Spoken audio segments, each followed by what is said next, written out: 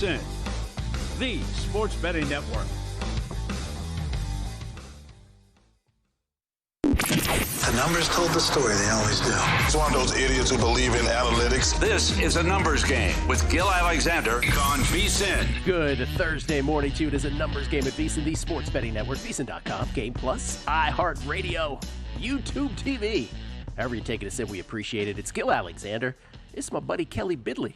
There you go. That time I pulled it off. Kelly Bidlett, everybody, producer number 9. So much more than a producer. How you doing, man? I'm doing well. I'm getting worried that nobody's going to actually know what my last name is at this point, but that's true. Yeah. It's Baidalan, for those who were wondering. That's how it's pronounced. Baidalan. You know, when you have just a call with anybody that doesn't know you that works for a company, that's how they always lean into it. They're like, Mr. Baidalan. Sorry. Mrs. Baidalan? Oh, yes. Baidalan? Question mark? And you're like, yes. How you doing? Yeah, it is, yeah. We got a good show. You know what Thursdays mean. Second hour, unscripted with the Crackman, Bill Krackenberger. And Bill, he texted me yesterday. He goes, I got a lot to talk about. Uh-oh. Now, when Bill says this to me, my immediate response is, because I know he has ADD. I'm not talking out of school here.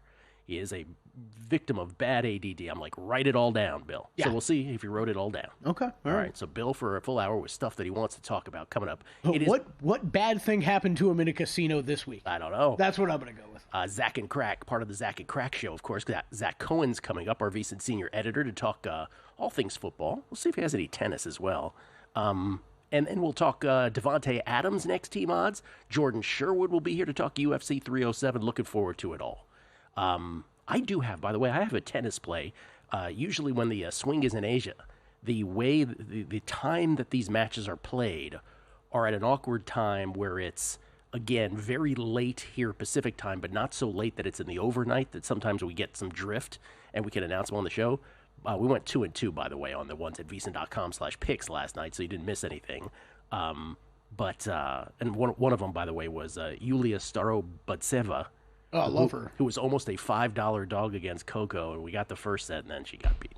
But anyway, I went ahead and made a play on a match that was one day forward. So, if you're interested in any tennis, I do have Karolina Muchova. Karolina Muchova is the correct way to pronounce that, by the way, Muchova.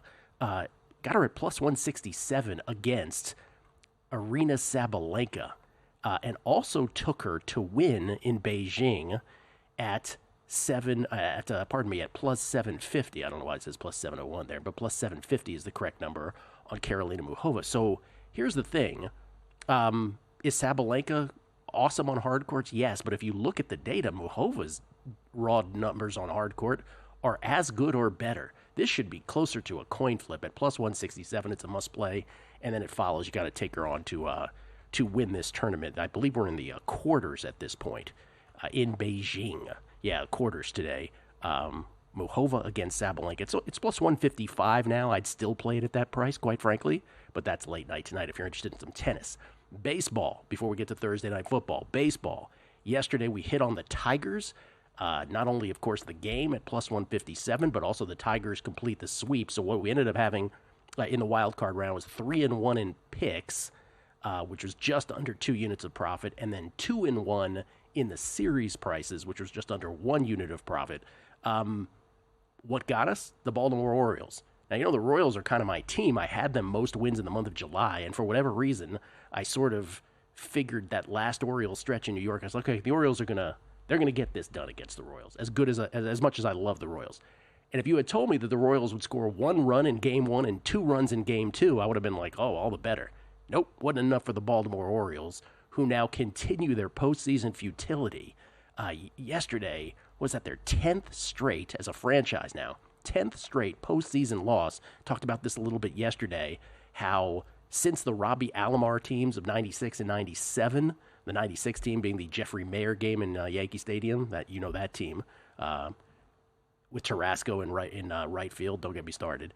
But that's the last time, or since then, I should say, the Orioles as a franchise has won 2 postseason games, both in 2012. They haven't won a postseason game since 12 years ago, and that streak continues as it's not only upper management malpractice, in my opinion. We have this great farm system. You didn't do anything at the deadline. Now, I'm not aware of all the details of what you could have gotten, what you had to deal at the deadline. So obviously, there's that sort of barrier where you can't get full outrage. You can only get sort of half outrage because you don't know all the details. But that seems like malpractice to me for a franchise like this that is World Series quality. But had to make some moves to get to the top, and they didn't. But Brandon Hyde yesterday, their manager, was just 2 days in a row. They allowed Bobby Witt Jr., the one guy that's going to beat you more often than not. They allowed Bobby Witt Jr. to beat them. They pitched to him. There was an empty base each time. He's the one guy you just have to avoid, and Bobby Witt Jr. got him both times, and that was enough for the Orioles to go down. Did hit on the Tigers again. It was awesome for everybody who jumped on with that. Tigers now will take on the Cleveland Guardians in the division series, while the Royals will go to Yankee Stadium and take on the Dodgers. Take on the Yankees, pardon me. Remember, those are best of fives, 2-2-1. 2 home games at the higher seeds ballpark, then 2 at the lower seeds, and then back, if game 5 is necessary, back to the higher seeds ballpark. So that's where it goes. I did make one play. I haven't dived into everything yet, but I did make one play on site, which was the Royals series price. The Royals at just an astronomical price. It's way too high. Plus 180 is what I got the Royals at. So for me, that was just, there's no way that team as currently constituted, which is pretty balanced. Once they shored up the bullpen, and that bullpen performed well in September, pretty good. And I don't think the Yankees, this is baseball, the Yankees should not be that big of a favorite. So the Royals at plus 190 is the one series I have gone into so far. And in the National League, we did get the Padres series. Padres make do. They get 5 runs in the second yesterday. That's all they needed. They held on to a 5-4 win against the Braves yesterday, so the Padres advance. The Padres will take on the Dodgers in one division series, and the Phillies still waiting their opponent, because the only wild card series that did not end yesterday is, of course, the Brewers and the Mets. The Brewers from the dead in the 8th inning yesterday with a solo shot from Churio to tie it, and then a 2-run blast to take the lead, and it holds, and all of a sudden the Mets, who were 6 outs away from advancing the division series, oh boy, we got a deciding Game 5 tonight, 7:30 Eastern, 4:30 Pacific. It was the one series I wasn't involved in. I don't see a need to start getting involved in it now. Can't wait to watch that alongside some football tonight. This is National Hug a Mets Fan Day, as usual. That was rough last night, and oh boy, they're going to be sweating tonight. I tried hugging Jeff Parlay through the phone yesterday. How'd it work? He was kind of upset. The emotional just valleys that that fan base gets into, man. 6 outs away. I don't even have to bring up anything about the Brewers fan base. It's the Mets fan base, man. Everybody knows one that you feel terrible for every time. It starts about 45 minutes before the Thursday night football game. Are you more interested in the baseball game or the football game? Football. It's baseball for me. Okay. I can't lie. When it comes to postseason baseball, I'd be lying to you if I told you that the Falcons and Bucks is going to take precedence over a Game 5 or Game 3. This is where I think football wins out, because it's in theory, what am I more interested in? In theory, I'm more interested in a winner-take-all baseball game. Yes. What am I going to actually watch more of? The football game. Well, I'll have them both on. I'll have them both on for sure. And about Thursday night football, I'm going back to the well for the 3rd straight week. I'm taking the under again. Okay, I like it. I'm going to keep doing it until there's no corroboration in the numbers and until it stops winning. But I hit them both the last couple weeks. I'll do it again with Tampa Bay at Atlanta. And as always, when we talk Thursday night football, I always give a shout out to Sean Kerner over there, Sean Kerner at the Action Network. I'm sure he does great stuff for other days of the week, but I just happen to catch it on Thursday. Sorry, Sean. But on Thursdays, he does a great job. And what I mean by sort of do the numbers corroborate the lean to an under? In Thursday night football, your instinct kind of should always be default under, because it's the short week for both teams, and one is obviously traveling. But in this case, once again, the corroboration from Sean. Buccaneers, 5.6 air yards per attempt from Baker Mayfield. That's second lowest among 33 qualified quarterbacks. He's only throwing deep on 4.7% of his passes. That's the second lowest in the league. Falcons defense prevents yards after the catch at a high level as well. They've allowed the second lowest, Kelly, yards after catch over expected. Next Gen Stats keeps track of that. So all of that lends to an under. Tampa Bay's run game, not really good. If you're looking for an alternative there, they rank 24th in Aaron Schatz' DVOA over there at FTM. Allow ball carriers to get hit behind the line at the 6th highest rate in the NFL, which has led to the 2nd highest stuff rate in the league. And then there's Kirk Cousins on the other side of the ball. We know Kirk Cousins to be the statue that he is, now also post-Achilles, so even more statuesque, if you will, in all the wrong ways, wrong connotations of statuesque. According to Next Gen Stats, 94% of his pass attempts come from inside the tackle box, highest rate in the league. That's how big of a statue he is, or that's how much of a statue he is. And then Todd Bowles on the other side loves to blitz, as you know. And Cousins ranks 12th out of 33 qualified quarterbacks in EPA per dropback when facing 4 or fewer rushers, but it drops all the way to 24th when teams bring extra pressure, which is exactly the Kirk Cousins we know. He's completing just 48.5% of his passes against the blitz. That's 3rd lowest in the league compared to 70.9% when he's allowed to just sit back there and do what he wants to do. Also, Falcons will be without their starting center, Drew Dahlman, in this game. Dahlman 5th among 37 qualified centers in Pro Football Focus's grades. Yep. While his replacement sits dead last, Ryan Newsel. The Falcons also a run-heavy team, so there is this, right, that the Falcons are a run-heavy team, and the Bucs defense has allowed the highest EPA per rush on the season, but keep in mind, and they won't be with Antoine Winfield tonight either, but keep in mind the quarterbacks they have faced have all been, not all been, but in 3 cases out of 4 have been mobile. Jaden Daniels, Bo Nix, Jalen Hurts, so Kirk Cousins not the animal that those guys are. So, again, shout out to Sean Corner at Action Network for all of those numbers. Put all that in the mix. And by the way, the Falcons, remember when they got their points last week, it was via pick 6 and via that muffed punt by Shaheed in the Saints game.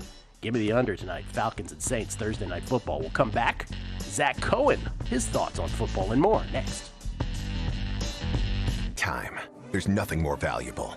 It's what drives everyone to make the most of every moment. We celebrate living large in the now.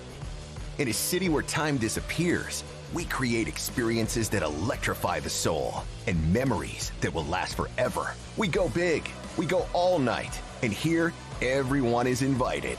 So get loose and get loud. This is Circa. You'll have the time of your life. Coming up Thursday on Follow the Money, college football, NFL, MLB playoffs. We go over all the games, previews, picks with Paul Charchian, Brad Powers, and the meat man Steve Wiss with Soccer Plays. Follow the Money weekdays, 4 to 7 Eastern on VSiN, the Sports Betting Network. Want to see who at VSiN is on a hot streak? Go to VSiN.com/picks to see all the selections and weekly leaderboard of VSiN hosts, writers, and guests. Become a VSiN Pro subscriber and get every pick sent to your inbox daily. Just head to VSiN.com/pro. VSiN is thrilled to introduce a new VSiN.com tailor-made to the evolved needs of today's sports bettors. Our upgraded navigation streamlines your journey, allowing you to swiftly access articles, videos, and podcasts. Whether you're tuning in live or catching up on your favorite shows, everything is just a click away. VSiN.com guarantees a fluid and responsive experience across all devices, ensuring you stay connected wherever you are.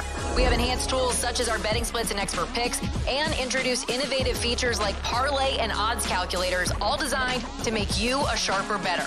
Our How to Bet section is perfect for beginners, covering the fundamentals, while seasoned bettors can delve into our advanced betting strategies for the competitive edge you've been looking for.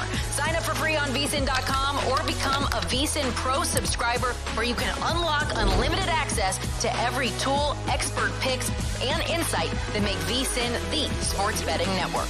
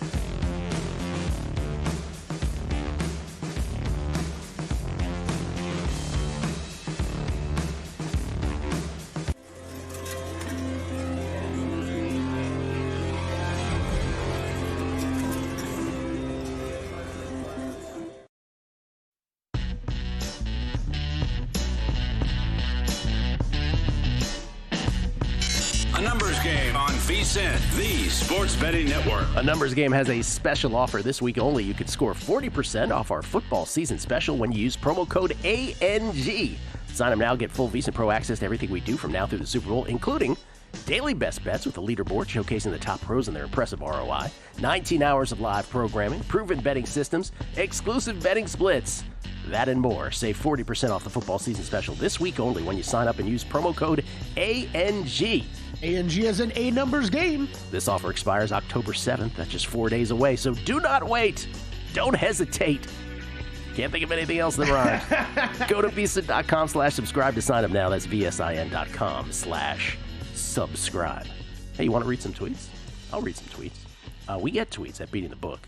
This is from, let's see. This is from Mike Stacks, who says, is Kelly the longest running producer? Don't break this band up. That's a great question. How long have we been doing this? Well, we did Primetime Action, so that doesn't count. Yeah. ANG's been for over 2 years now. I think you might be. Yeah. No, Parles, because Parles was the Grover Cleveland. He had two administrations. Parles, still parlay. 2 administrations. Grover Cleveland of producers.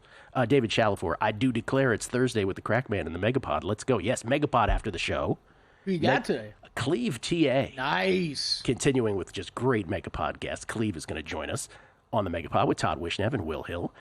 Brian M. with messing up Kelly Bidlin's name this week. It made me think, we know Kelly is so much more than a producer, but would you rather 2024 with Kelly at the table or 1994 with Kelly Bundy?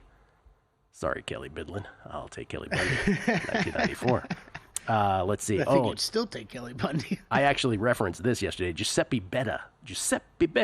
He says a 2016 wildcard game where Buck Showalter refused to pitch the best reliever in baseball, Zach Britton, cursed the franchise. Watching the game was maddening, especially since I always liked Buck as a manager. I actually referenced that via text yesterday. I was like, well, Zach Britton should be available. But and by the way, it goes beyond. I said, that Brandon Hyde pitched to Bobby Witt Jr. in 2 spots where it's just cardinal sin. You should never have done that to the one guy who is just magic. Bobby Witt Jr. is just ridiculous. If Aaron Judge didn't exist, he's your American League MVP.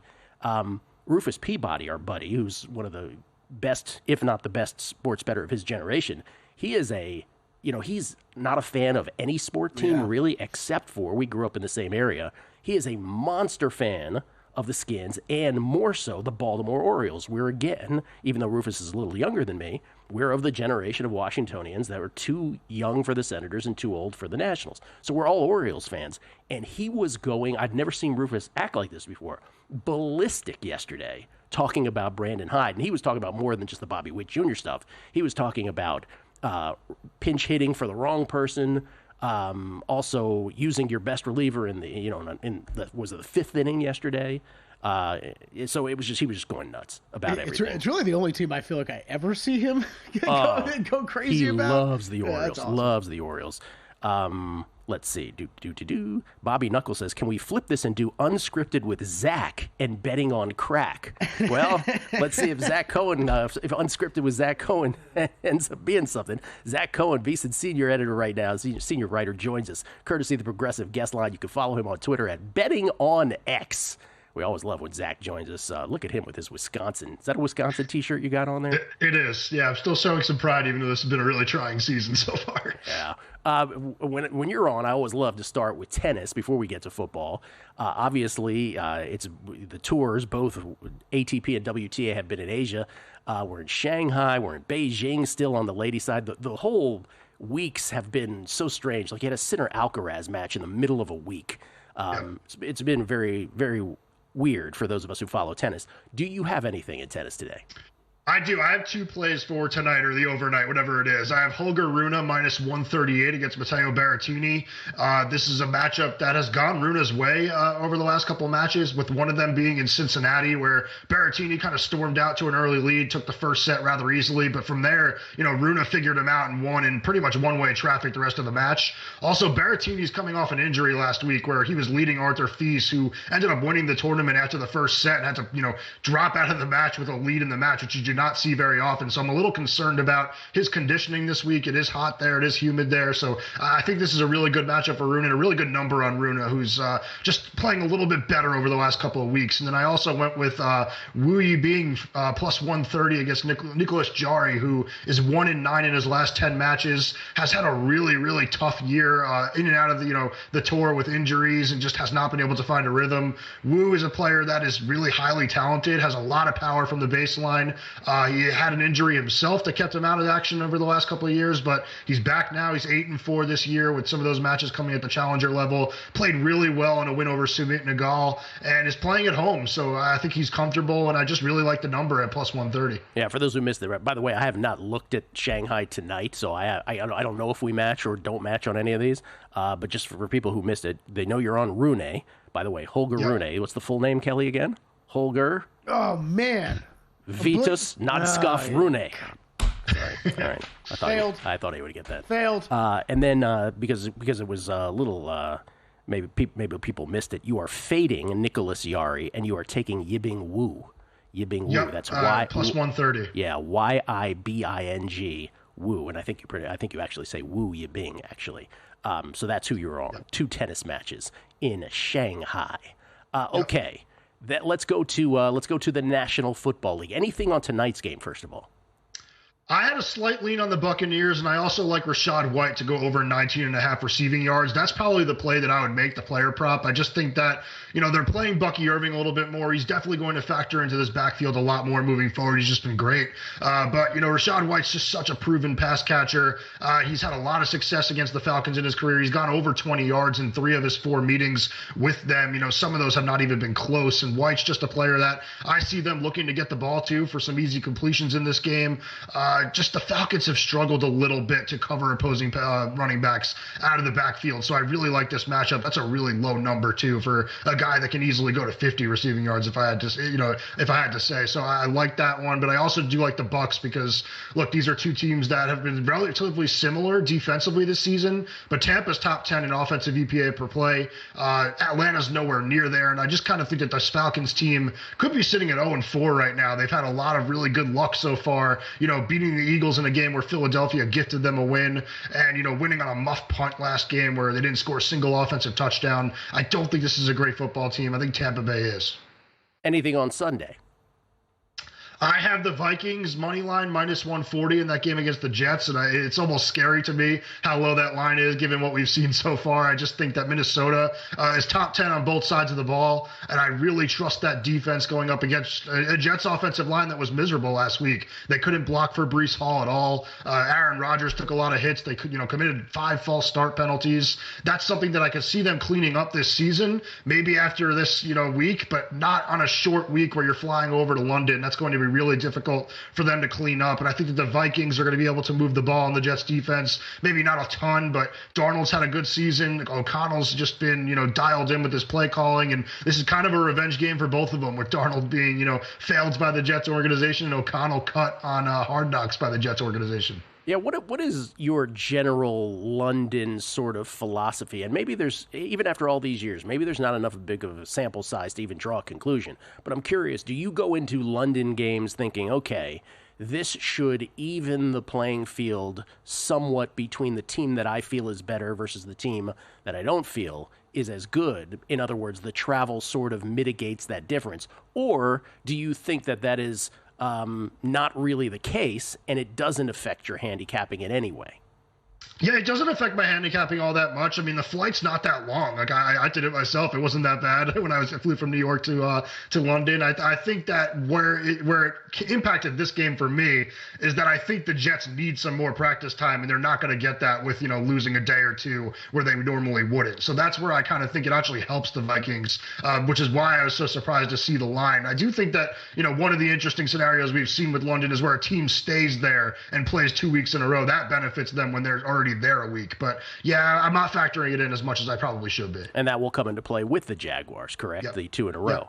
Yep. The Jaguars, who, again, play a significant percentage of their home games every year, even if it's just one game in London. They're de facto home away from home. They could use a London swing at this point. Only a minute left. Anything else in pro or college? I took the Broncos against the Raiders. I don't feel great about Denver's offense this season, but at least Bo Nix has gone 2 games, without throwing an interception. He did throw his first touchdown pass last week. So you would think his confidence is building up a little bit. And I think that Sean Payton should be able to scheme up some things against, a below average Las Vegas defense. And also the Raiders, that offense is kind of a bit a mess right now, especially with Davante Adams probably out the door. I don't really see them scoring on this Broncos team a lot, especially with, Denver's passing defense has been awesome this season. It's really surprising after what we saw from them last year when they were one of the worst defenses in the league, but they're second in the league in EPA per play allowed this season, have looked great 2 weeks in a row. So I kind of trust them to get some stops. And then on the college side, I'll say my favorite play is Cal plus 10.5 against Miami. I'm also sprinkling the money line on that one. I just kind of think Justin Wilcox is, one of the best defensive minds in all of college football. He has an extra week to prepare for this Miami offense, which we just saw, play a pretty shaky game against Virginia Tech where Cam Ward made some mistakes. I think that the Golden Bears are going to force a turnover or 2 out of them, and they're going to be fired up with that being their first game day ever. I know they're pumped in Berkeley for that ball game and for game day and for the matchup itself. Thank you, Zach. Appreciate it, man. Thanks, guys. We're coming back. More football on the other side. And they're off.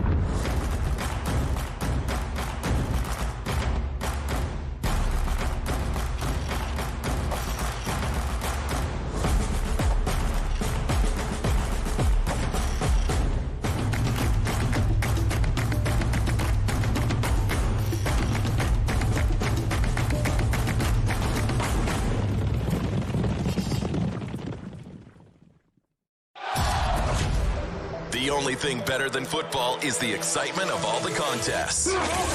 Catch the Circa Friday Football Invitational at 9 p.m. Eastern with picks from some of the sharpest bettors around the country. Then on Saturdays at 9, watch the Football Contest Show, where our expert hosts and guests go through the consensus choices for some of the biggest betting contests in the world. The fun doesn't stop there. Visit VSiN.com for the full lineup and join us on the Sports Betting Network.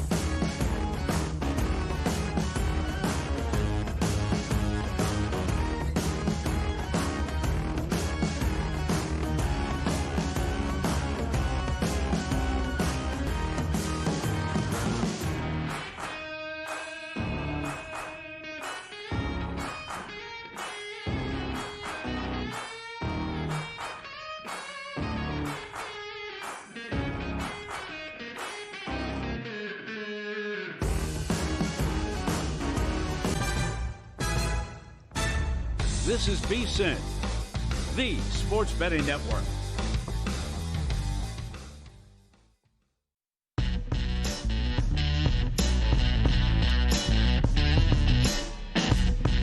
A numbers game on VSiN, the sports betting network. Are you the type of player who's looking to get down $10,000 or more on an NFL line at the best price in the market? What about $5,000? I think that's allowed too.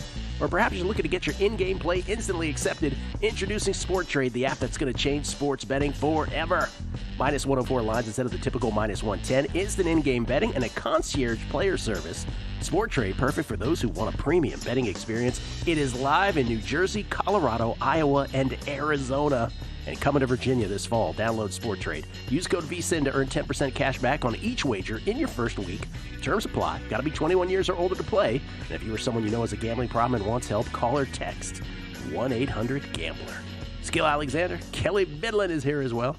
Live from the Circa Resort Casino in downtown Las Vegas. Majestic downtown Las Vegas. Mm-hmm, that's right. Did you miss the D? Do you miss walking through? Yeah, I did. No, I miss the people. You miss the people. I miss the people. Yeah. Randy, shout out. Randy Rodriguez, we miss you.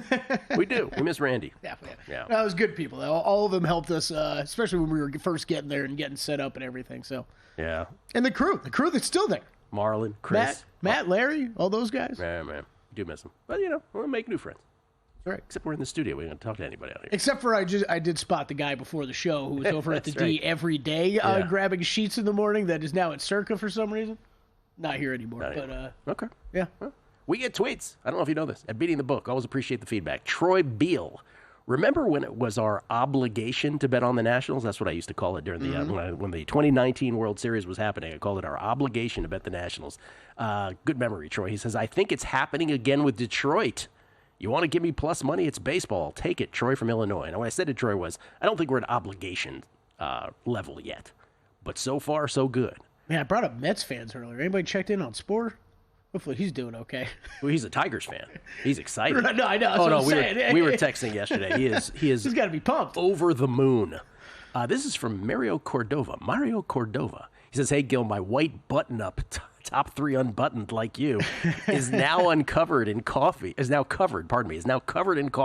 after hearing Borchard's Ray J reference from this morning. This was a tweet from last night. He said, we'll be heading to the dry cleaner to see if they too can hit it from the front and from the back. That's a quote from Borchard yesterday, quoting Ray J. Yesterday, by the way, I told him to send base winner I like you clarifying. I like you clarifying that. That's a quote from Borchard. That's a quote from Borchard. Quoting Ray J. Who's quoting Ray J.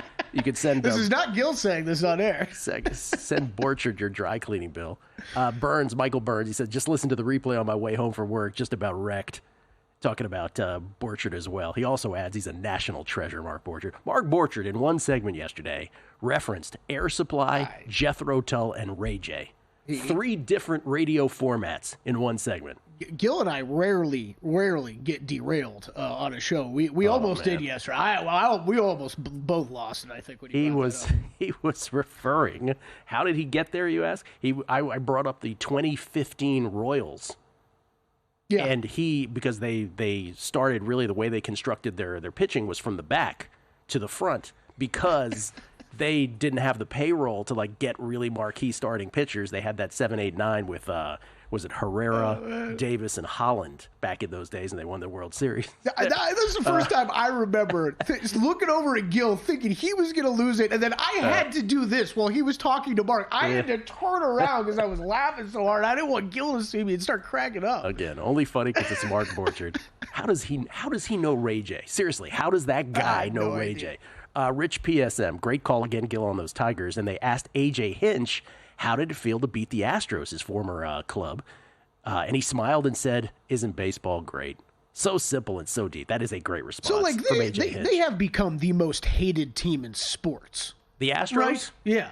Are we just there at this point? Because of the cheating scandal? Yeah. I mean, that celebration last night, it's kind of wild whenever the Astros go down these days of how much rejoicing there is everywhere. Yeah, there's still some drift from it. I don't know that. I mean, it's baseball, so I don't know how long it stays with folks. But I think clearly that's there's a reason point, though, is it's hung around longer than I would have guessed it would. Yeah. Well, because until yesterday, they had been to 7 straight. Yeah. championship series. And that's the other part, right? You keep winning, then people are going to be happy every time you go out. Sensei Parlay missed the show live today. Just heard Base Winner's comments on the Tiger similarities, actually the Royal similarities to Ray J. And I'm dying laughing in my kitchen. It's a Kodak moment. Let me go get my camera. And then someone was asking which one of it. Was it you or me that burst yesterday? Oh, yeah, Vegas regular, 7-Eleven. Was that you or Kelly? It's kind of both of us, but I think it was me. I don't even know. Yeah, almost made me spit out my coffee. I think we did the same thing at the same time with it when he dropped that. Mark Borchard, love that kid.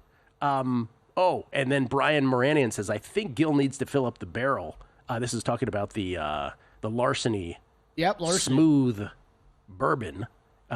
Gil needs to fill up the barrel so Kelly can sip off of it, then interpret the news and pronounce WTA players at the end of the episode. We do have to do another Kelly Bidlin interpret the news. Los Bucaneros a los Halcones tonight. What did you just say? Buccaneers of the Falcons. Oh, Thursday Night Football. Say it again.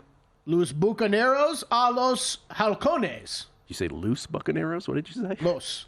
Okay, just curious. Kelly Bidlin, everybody.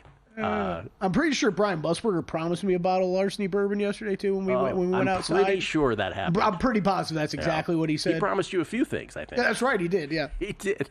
All right, Davante Adams, next team. By the way, you see Antonio Pierce sort of walking back his comments after the Raiders game the other day. He said some players made business decisions, and now we're going to go ahead and make business decisions. You know who he was referring to? Did you see some film on this? They were isolating Jack Jones, number 18 for the Raiders. Oh, really? This dude was avoiding tackles like nobody's business. Oh, he clearly was talking about Jack Jones. Now, Antonio Pierce has walked back some of the comments. He says there was a lot of hoopla and stuff. I don't know what that means. And he continues by saying, probably started with me. This is Antonio Pierce talking with my comments, and I apologize for that. Don't want to be a distraction that way, but we just went to work each and every day. Things came out throughout the week, and guys just never flinched or blinked. I don't know what any of that means, but he's walking back his comments. I appreciate these coaches trying to make these bold statements in post-game press conferences, Gil, but like that one, we're going to make business decisions. Like, Antonio Pierce, you're not the guy who gets to make those calls, I'm pretty sure. One, and then like the Robert Saleh stuff. Like, I am not a big Aaron Rodgers fan, but like the whole cadence thing, like, Aaron what Rodgers are you talking about? You bring in Aaron Rodgers for what he can do with the cadence and at the line of scrimmage. Like, what? That was, just to be clear, that was Saleh's immediate reaction was maybe we should change the cadence because they had so many false starts. And Aaron Rodgers was like, maybe you should hold some people accountable. It was one game. He didn't say you. But Aaron Rodgers is correct. Yeah, he is correct in that, as much as I am not a fan either. All right, Davante, though, this has not changed. The Raiders are willing to consider trading, those are their words, willing to consider trading their standout wideout, Davante Adams, who will not be playing for the Raiders in the meantime. The Jets, no surprise, are the favorite. Minus 110, Aaron Rodgers and Davante's reunion should feel so good for both of them. And so they're minus 110. It makes the most sense, although, again, yesterday I was saying, well, what does that mean? Then Lazard doesn't get to get as much targets from Aaron Rodgers? Is that necessarily a big improvement for the Jets at this point? Because Lazard has been playing well.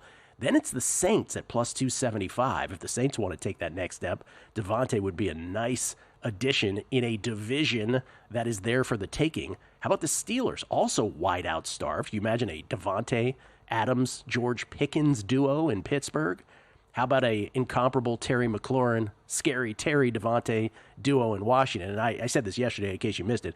As a Washington fan, I don't get it. I don't understand why the Commodores would want to trade a bunch of capital to the Raiders for Davante, because they're not a team as good as they are, as good as they've shown in 4 weeks. They're not winning the Super Bowl this year, and Davante is on the wrong side of 30. So, I don't think you make that deal if you're Washington in the same way that you would if you're the Jets or the Saints, where you can actually, where the postseason is definitely not only a possibility, maybe a probability. Not saying Washington can't get there, but you get the idea. The Saints in a weak division, the Jets as well, sort of, this is the window, if you will, with Aaron Rodgers. I mean, the Jets make the most sense with the window, right? Jets and Chiefs have to try. Chiefs have to try. I don't know that they're going to get there, but they have to try. The most interesting thing about this whole Davante exercise has been how many teams are so clearly starved for wide receivers. Oh, wait, can I give you a list real quick? Please. From Rappaport this morning. This is the list of teams that Davante Adams has either told the Raiders he would be interested in going to and or have teams that have reached out to the Raiders already, okay? Jets, Saints, Steelers, Ravens, Bills, Cowboys, Niners. Yeah, I mean, everybody's going to reach out. What I'm referring to is, think about, okay, the Bills, what's their weakness? Wide receiver. The Chiefs, what's their weakness? Wide receiver. The Steelers, one of their weaknesses, wide receiver. Like Commodore, same thing. So, I mean, and then, by the way, how about the Cowboys at 8-1? I agree with what most people, but why? Yes. Yeah, I mean, if they didn't make any of these offseason moves Right. we all thought they were going to do, why are they jumping in now for that? Staying with the Raiders is 12-1. Yeah, this is one of those check your language on this prop at DraftKings. This is next team after the trade deadline. Next team after the trade deadline. So who he takes his first snap with after the trade deadline. So is there a bet for you? Jets, -110. Would you bet it? If anything, I think I'd take the longer shot on the Chiefs. I would not bet this. Just going to be honest. Me too. It's interesting to watch, though. Yeah, it's interesting. Chiefs again, 12-1. We'll come back. More baseball and more next. In the heart of downtown Las Vegas, a sports oasis awaits. Stadium Swim, the ultimate outdoor amphitheater, built for the ultimate sports fan, with a colossal screen that brings the game closer than ever. Reserve a daybed, private cabana, or lounge in the center of it all. 6 pools to dive into as the game heats up. And the best part, there's never an off-season. Open 365 days a year. Stadium Swim, it's always spectator season. VSiN's got you covered for the start of the season with our football special. For $175, you'll get access to everything VSiN has to offer. With VSiN Pro, you'll receive daily picks straight to your inbox, detailed analysis on every game, and exclusive data like our betting splits to help you become a sharper bettor. Get all of this for just $175 through the Super Bowl. Or try a monthly subscription and get your first 30 days for only $9.99. Don't miss out on this offer. Sign up now at VSiN.com/subscribe.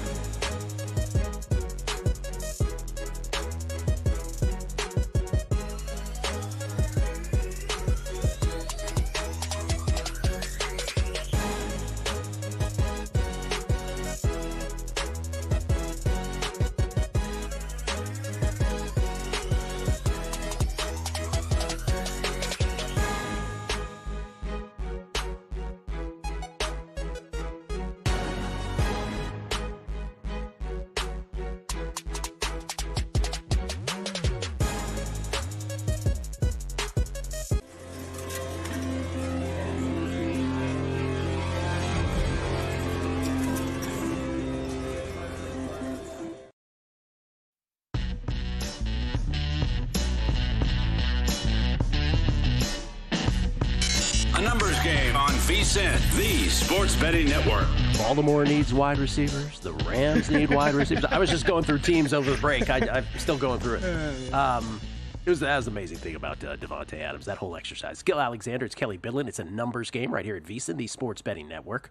We're going to talk to Jordan Sherwood about UFC 307 in moments. I just wanted to clean up a couple things. One, obviously, again, with series prices, we have 3 already established in Major League Baseball. We'll have the 4th established after the Brewers and the Mets today. Just sort of like a handicapping PSA with the Brewers and the Mets, because it is a game 3. Pardon me, I keep forgetting that it's not a best of 5, it's a best of 3.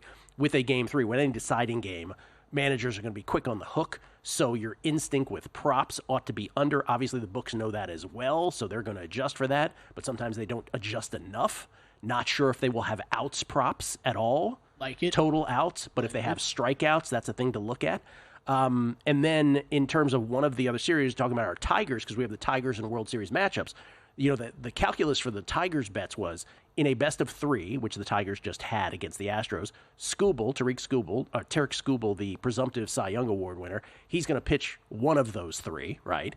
And now in the best of 5 against the Guardians, he's going to pitch 2 of those 5. I thought it was going to be game 2 and then 5 if necessary. As it turns out, it's going to be 1 and 4 if necessary. Okay. Because there is plenty of time here to be on standard rest because of travel, because remember, it's 2-2-1. So just a couple baseball notes there. Now, when it gets to game, the best of 7s, if they can set it up as a 1-4-7, that's great. But if they can't, if this one bleeds into 5 games, they can't do that exactly. So I guess it makes sense, though, because you could bring, if it was emergency situation game 5, Skubal could be available possibly, right? Yeah, we'll see. Right. I mean, for in a Mad Bum kind of way. Right, yeah, exactly. In a Madison Bumgarner, send him straight to the Hall of Fame kind of way. Before we get to Jordan, who is holding so politely for us, what you bring up props, I did want to just talk about Thursday night real quick. That Bucky Irving, Rashad White note that Zach brought up is interesting. There's been a lot of reports out of Bucks camp this week about Bucky Irving taking over the workload more from a carry standpoint. I think you need to see that play out first, though. I know Zach on that Rashad White receiving prop. I think that's still smart. I still think he's going to be the 3rd down back. And then the Bucks wide receiver situation. Obviously, we know Evans and Godwin are great. They're going to be out with McMillan and Palmer. So 3rd and 4th wide receiver for the Bucks out tonight. Going to have to look further down that depth chart if you're looking for some overs on some receiving props. Yeah. And I just want to say this one last thing. I'm just going to let it simmer as we go to Jordan, but I'm not sure Christian McCaffrey is ever playing.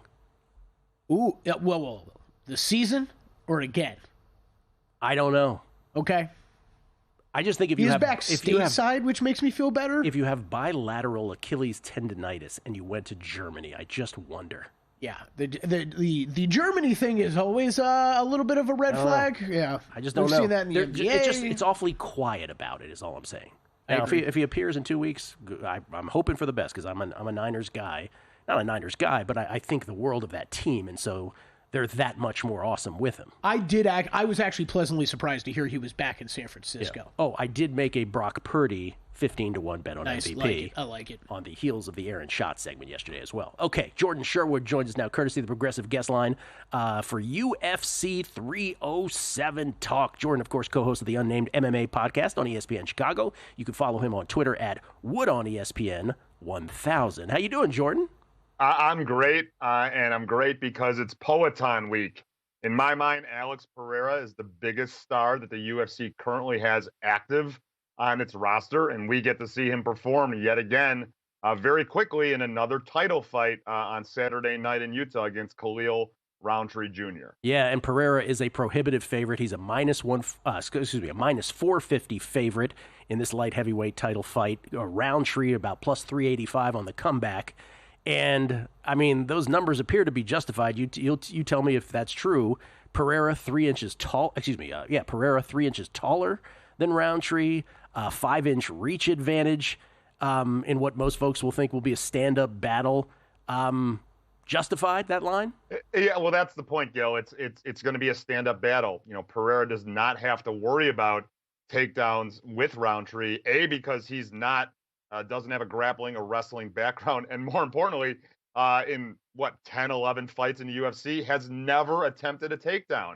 And now there's this back and forth with Pereira and Roundtree, where Pereira's asking Roundtree to donate to a a nonprofit of his choosing if he does shoot for a takedown, which Roundtree has agreed to. So you're getting a fight stylistically that favors Pereira, a matchup where he has that reach advantage, he has the size advantage, he has the advantage of fighting in championship fights. So I think you just have to decide, okay, if Pereira's going to win the fight, he's going to likely win it via KO. Is it going to happen early in the fight, which I believe, or do you think there's going to be a feeling out process a little bit? Pereira's going to try and get comfortable and then look for the kill shot, second, third, maybe into the championship rounds. But that's where you find the value in Alex Pereira determining if he's going to win it early, which I believe he will. I don't think he's going to waste any time and look for a win in round 1 or round 2, or is he going to go into the championship round? Okay, and so you suggest betting him how? I would say he's going to win and win early. So you got to do a combination of Alex Pereira wins in round 1, Alex Pereira wins in round 1 or 2 via KO. That would be my suggestion, because I think Roundtree is going to leave himself susceptible. He's going to have to get inside, use that explosiveness, and that counter shot's going to be available for Pereira, which we've seen him done countless times and finish guys early in fights. Pereira to win by knockout in round 1, plus 185 at DraftKings, and plus 400 in round 2. All right. Raquel Pennington, Juliana Pena. Pena, correct me if I'm wrong, she was the one that beat Amanda Nunes, right, famously, and then got crushed by Amanda Nunes thereafter. And then there is Juliana Pena, there is Pennington, Pennington, the favorite here, minus 170. She won the title over Mayra Bueno Silva in January of this year. She's on a big match winning streak. Standing advantage Pena, everything else not, right? Yeah, but it's a slight advantage for Pena on the feet if you want to argue it that way. I think just Pena's probably a little bit more active, but she's going to want to look for takedowns. Pennington's going to want to look for takedowns and maybe work in the clinch as well. I think these ladies mirror each other in a lot of different ways. So when you're handicapping this fight, you then go, okay, well, the Pennington, has shown great takedown defense. So Pena is going to struggle to get the fight to the ground. And we have not seen Pena since she lost in that big, as you said, big fashion to Amanda Nunes. So it's been over 2 years since she competed. So that's a worrisome going into a championship fight, a 5-round fight at altitude in Utah. So I think, as you can clearly see, this fight's going into the championship rounds and likely, to the judges' scorecard. So the way that I'm actually handicapping this fight, certainly on the over, but I think more importantly, Raquel Pennington to win the fight, and then likely Raquel Pennington to win the fight via decision.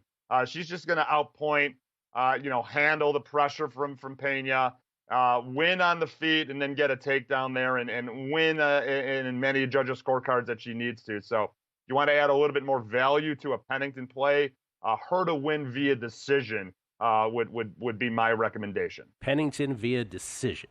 Yeah, looking for that one. Oh, Didn't have it loaded.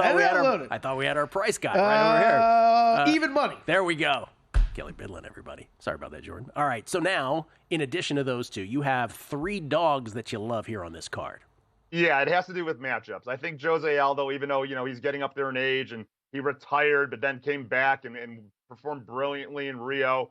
Stylistically, he's got a good matchup against with Mario Batista. Yes, there is that concern about cardio holding up. He at 38 at Utah, Batista's a pressure fighter, but this is a stand-up fight. And if Batista wants to work in takedowns, that's a tall task. Jose Aldo probably is the best takedown defense in UFC history. So the championship pedigree, the fact that I don't think Jose Aldo is slowing down, just needed a little bit of a break.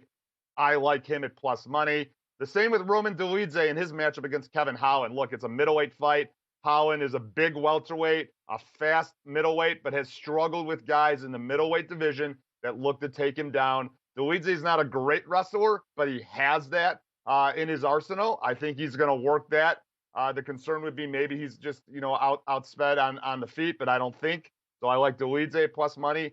And then good old Wonder Boy Thompson. Look, he's going to get a stand-up fight against Joaquin Buckley. I think Buckley could fall into a trap of being lulled into a point fight, a kickboxing match.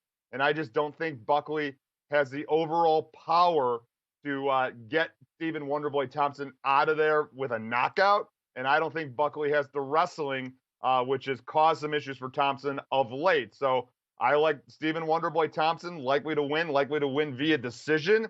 And those are 3 dogs that I'm looking at here early on in the week on a Thursday with Saturday fights looming. All right, Aldo, Dolidze, and Thompson, the 3 dogs on the UFC 307 card besides the 2 marquee matchups, if you will. What was your reaction, Kelly, when he said Aldo? Aldo and Thompson, combined age of about 85. No, but you also said, you're going to make me bet Jose Aldo again? Bet Jose Aldo for like 40 years at this point. Not that long, 15. And he usually cashes. So he usually does. Well, what's the problem with that? I don't know. I like it. Jordan, he's complaining about your Jose Aldo pick. Thank you, Jordan. Appreciate it. All right, fellas. Thank you. Jordan Sherwood, everybody on UFC 307. Crack is next. Unscripted numbers game VSiN, the Sports Betting Network. A new football season means a new lineup on VSiN. Start your day with sharp betting analysis.